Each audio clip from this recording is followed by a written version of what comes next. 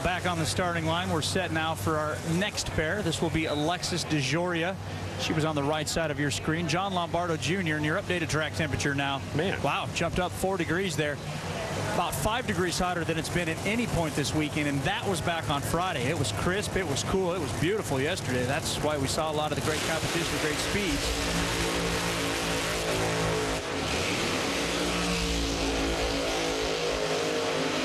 Today, though, may prove to be just a little bit different. We've seen it on the Full Throttle Series that's also competing this weekend.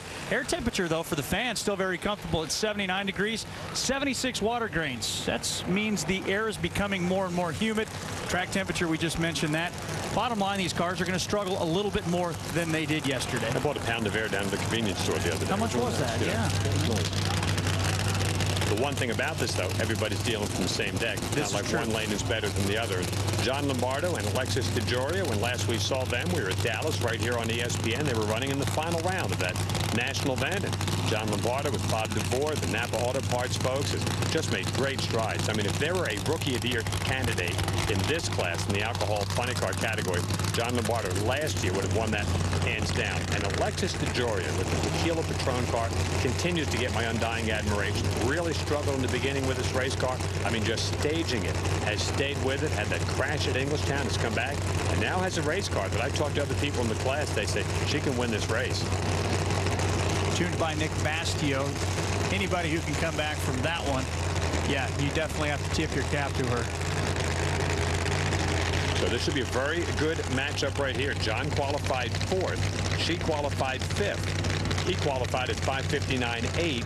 She at 5:59.9. So really it's a pick 'em. The key here, which one of these young drivers in this class can get out of the starting gate first and avoid the tire shake we just saw from Tony Bartone.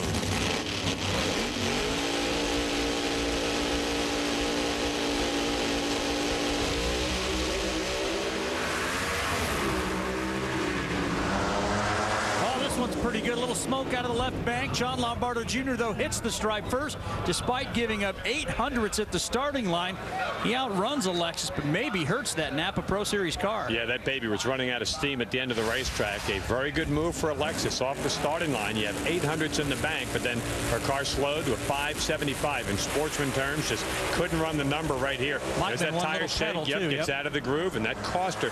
But still, a nice job to recover from that. She's still a relatively young driver in this class. Now, watch the Napa car. Makes a little move there. You'll see the smoke come out. I'm not sure. I mean, that's obviously something wrong with it, whether it's the blower belt coming off or more severe damage. Maybe we'll find out when we check in with Lauren. Look at that tire shake on and off the throttle and gets back into a sign of a very maturing driver with that race car.